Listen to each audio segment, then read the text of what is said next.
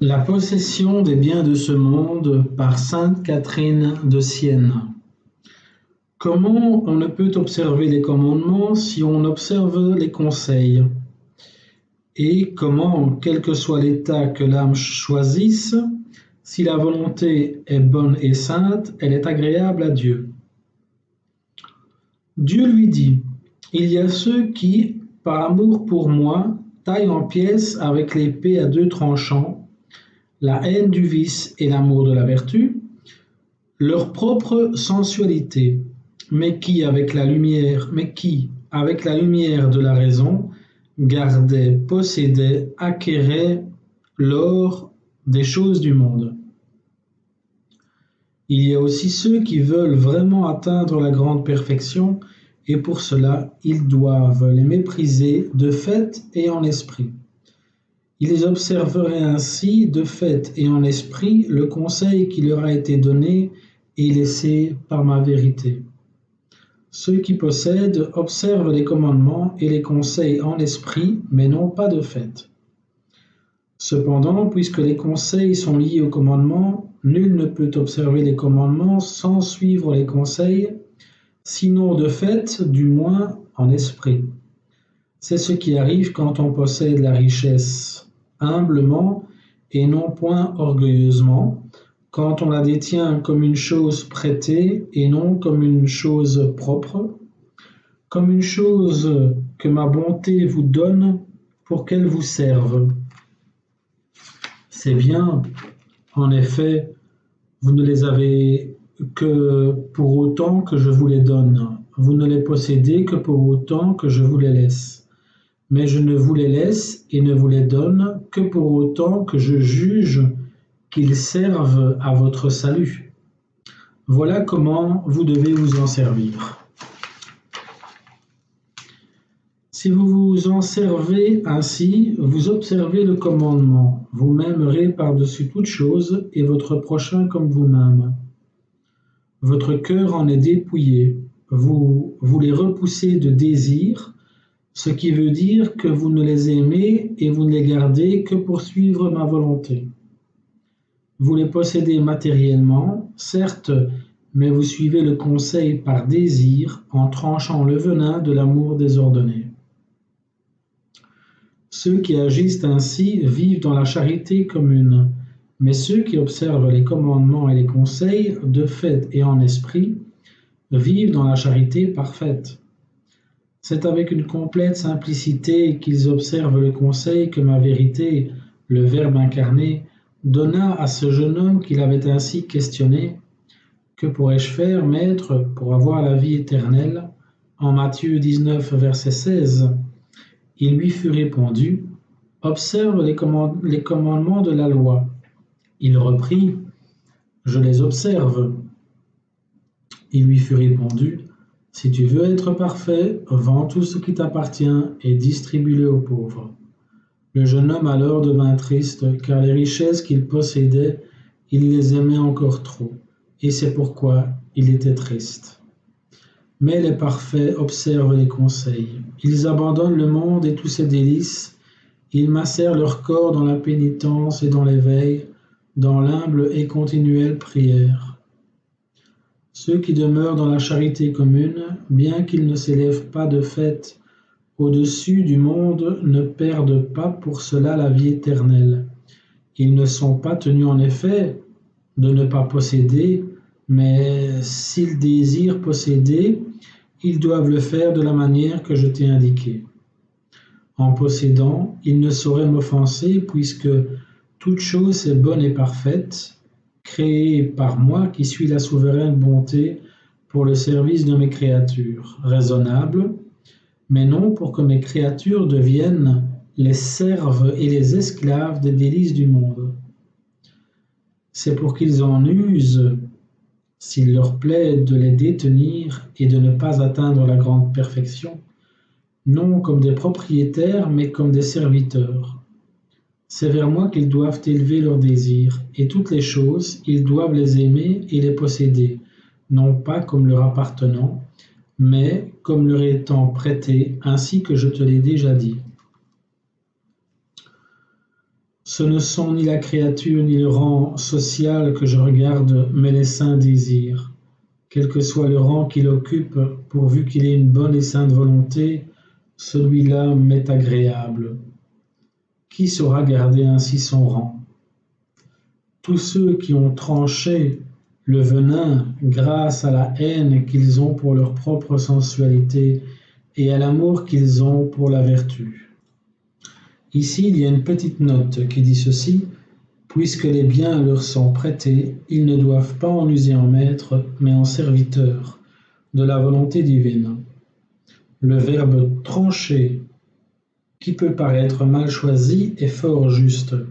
Les choses du monde étant des scorpions, l'épée à double tranchant de l'amour pour la vertu et de la haine pour le vice les a séparés en deux tronçons. D'un côté le dard venimeux, de l'autre la partie non venimeuse, c'est-à-dire la chose en elle-même créée par Dieu. Le texte continue en disant: ayant tranché le venin de leur volonté désordonnée et l'ayant ordonné avec l'amour et la sainte crainte qu'ils doivent ressentir pour moi, ils pourront choisir et occuper la situation qui leur plaît. Quel que soit leur choix, ils mériteront la vie éternelle. Certes, ce serait une plus grande perfection, et il serait plus agréable pour moi de les voir s'élever de fait et en esprit au-dessus de toute chose, mais celui qui ne se sentirait pas de taille à atteindre cette perfection, sa faiblesse le lui empêchant, peut demeurer dans cet état commun. Chacun selon son état, voilà la règle que vous donne ma bonté. Nul ne peut être ainsi exclu s'il faute. En vérité, vous n'avez point d'excuse, puisque je condescends tellement à vos passions et à vos faiblesses, que si vous voulez demeurer dans le monde, il vous est loisible d'y posséder, d'y dominer, de vous y marier, d'y élever et d'y entourer de soins vos enfants. Quelle que soit votre situation, vous pouvez posséder, pourvu que vous sachiez trancher le poison de votre sensualité, car c'est lui en vérité qui donne la mort éternelle. La sensualité est un véritable poison. Comme lui, elle attaque le corps qui finit par en mourir si l'homme ne s'ingénie pas à le vomir ou à prendre quelque remède. Voilà l'œuvre du scorpion de l'attachement du monde. Ce ne sont pas les choses en elles-mêmes qui sont mauvaises. Je t'ai déjà dit qu'elles sont bonnes puisqu'elles ont été faites par moi qui suis la suprême bonté. L'homme peut s'en servir s'il lui plaît, pourvu que ce soit avec un saint amour et une crainte sincère. Je dis que c'est la volonté humaine qui est un venin. Je dis qu'elle empoisonne l'âme et qu'elle la tue s'il n'est pas vomi par la sainte confession qui en libère le cœur et le désir. Bien qu'il semble amer à notre sensualité, c'est pourtant un bon remède. Tu vois donc combien ces gens-là se trompent, alors qu'ils pourraient posséder des biens tout en me possédant, fuir la tristesse et avoir joie et consolation. Ils veulent quand même le mal. Ils le peignent des couleurs du bien et se donnent tout entier alors avec un amour désordonné. Mais ils sont tellement aveuglés par l'infidélité qu'ils ne voient pas le poison. Ils se savent empoisonnés, mais ils n'absorbent aucun remède. Ils portent la croix du démon en goûtant les arts de l'enfer. Point suivant. Comment les mondains ne peuvent se rassasier de tout ce qu'ils possèdent, de la souffrance que leur perverse volonté endure en cette vie.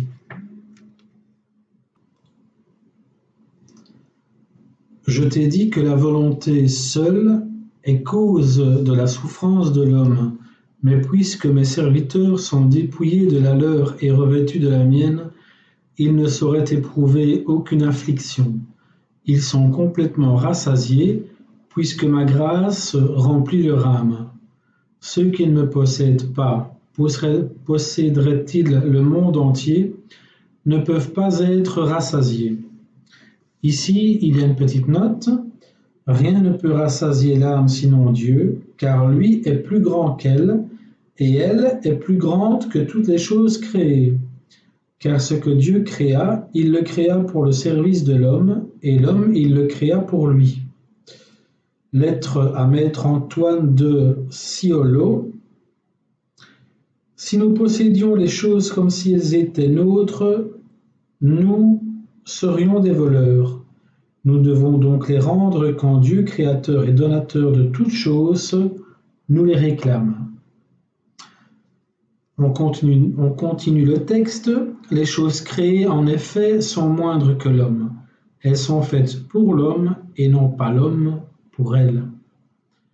C'est pourquoi celui-ci peut être rassasié par elles.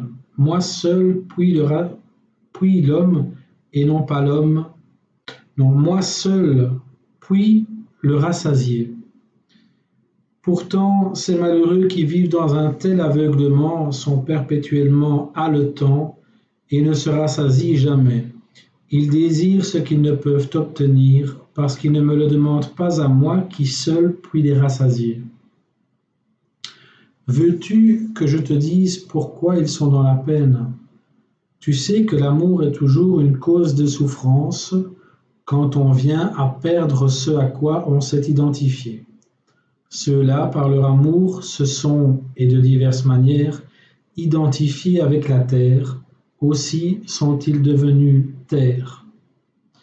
Les uns ne font plus qu'un avec les richesses, les autres avec leur situation, celui-ci avec ses enfants, celui-là en m'abandonnant pour servir les hommes, d'autres encore en faisant de leur corps un animal immonde. Voilà comment et de diverses manières ils ont faim et se nourrissent de la terre. Ils voudraient que toutes les choses qu'ils aiment fussent immuables, mais elles ne le sont pas. Elles passent comme le vent. C'est pourquoi, ou bien ce sont eux-mêmes qui les quittent en mourant, ou bien ils en sont privés par ma providence. Cette privation les fait souffrir intolérablement.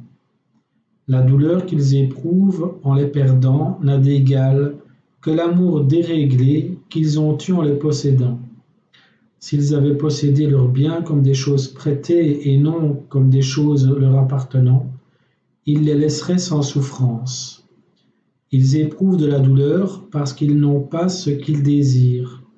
Je te l'ai dit, le monde ne peut les rassasier, et de n'être pas rassasiés, ils souffrent. Quelles sont grandes les souffrances provoquées par tous les hauts le cœur de la conscience. Quelles sont grandes les souffrances de celui qui désire se venger. Celui-là se ronge continuellement et il se tue lui-même avant de tuer son ennemi. Il s'est tué, lui le premier, avec son propre couteau, la haine. Quelle est grande la souffrance endurée par l'avare qui, dans son avarice, se prive du nécessaire. Quelle est grande la souffrance de l'envieux qui ronge continuellement son cœur et ne peut jamais se réjouir du bonheur de son voisin. De tout ce qu'ils aiment, ces hommes ne savent tirer que souffrance et soucis désordonnés. Ceux-là se sont chargés de la croix du démon en goûtant les arts de l'enfer. Aussi ne vivent-ils cette vie que comme des malades. S'ils ne se soignent pas, ils en mourront pour l'éternité. Tu vois donc combien ces âmes se trompent, au milieu de quelles souffrances elles vont en enfer pour avoir voulu être les martyrs du démon. Qu'est-ce qui les aveugle? Le nuage de l'amour-propre, qui couvre la pupille de la foi. Tu as vu également combien les tribulations de ce monde, de quelque côté qu'elles viennent, blessent mes serviteurs dans leur corps, mais non dans leur âme, puisqu'ils ne font qu'un avec ma volonté. C'est pourquoi ils se réjouissent de pâtir pour moi. Les serviteurs du monde, au contraire, sont frappés extérieurement et intérieurement, surtout intérieurement, dans la crainte de perdre ce qu'ils possèdent et à cause de cet amour qui les pousse à désirer ce qu'ils ne peuvent posséder. toutes les souffrances qui découlent de ces deux principales souffrances, ta langue serait incapable de les décrire. Tu vois donc qu'en cette vie même, les justes ont un meilleur sort que les pécheurs. Voilà que tu connais parfaitement et leur course et leur terme. Dieu dit, il leur faut donc devenir des fils et me servir sans songer à soi-même.